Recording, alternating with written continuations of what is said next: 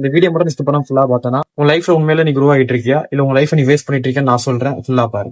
Actually உங்க லைஃப்ல நீங்க எப்ப க்ரோ ஆவீங்கன்னா, ஜெயிச்சவங்க எல்லாருமே வந்து ஒரே விஷயத்த ரொம்ப நாளா கன்சிஸ்டா பண்ணிருக்காங்க.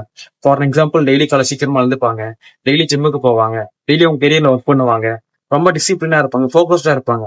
இது எல்லாமே பண்ணிட்டு இருக்காங்கன்னா இது செம்ம போரிங்கா இருக்கும். ஒரே ரொட்டீனை டெய்லி ஃபாலோ பண்ணா எவ்வளவு போர் அடிக்கும். ஆனா அவங்க எல்லாருமே ஃபாலோ பண்ணிட்டு அவங்க சக்சஸ் ஆயிருக்காங்க. சோ அதே விஷயம் தான் இன்னைக்கு உங்க லைஃப்ல நீ ரொம்ப டிசிப்ளினா இருக்க, காலை சீக்கிரமா எழுந்துக்கிற, டெய்லி ஒரே விஷயத்த நீ ஃபாலோ பண்ணிட்டு இருக்க அப்படின்னா கங்க்ராச்சுலேஷன், நீ வாழ்க்கையில வளர்ந்துட்டு இருக்க.